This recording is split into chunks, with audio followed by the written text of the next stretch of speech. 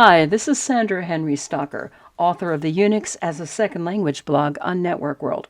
In this Linux tip, we're going to look at the pi command.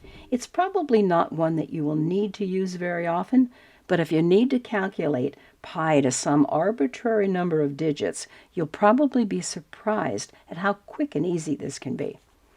Without any arguments, the pi command is just going to give you 100 digits, and that's quite a lot and still very fast. If you want to see only 10 or a million digits, supply that number as an argument. For example, pi 10. And that will do a million, but I'm going to also show you how long that takes. I'm going to pi 1 million like that. And it's going to take a little bit of time.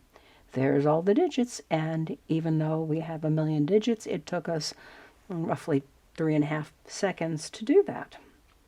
Well, calculating a billion digits should probably take 1,000 times as long, maybe an hour or so, so you might not want to go that long unless you're very patient.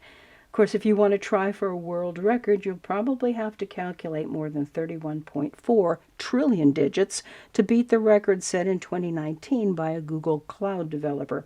I'm assuming she wasn't using the pi command and hopefully found an even more efficient approach.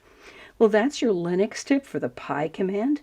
I hope you math enthusiasts are excited and will share your new favorite command every March 14th, which is, of course, Pi Day. If you have questions or would like to suggest a topic, please add a comment below. And don't forget to subscribe to the IDG Tech Talk channel on YouTube. If you like this video, please hit the like and share buttons. For more Linux tips, be sure to follow us on Facebook, YouTube, and networkworld.com.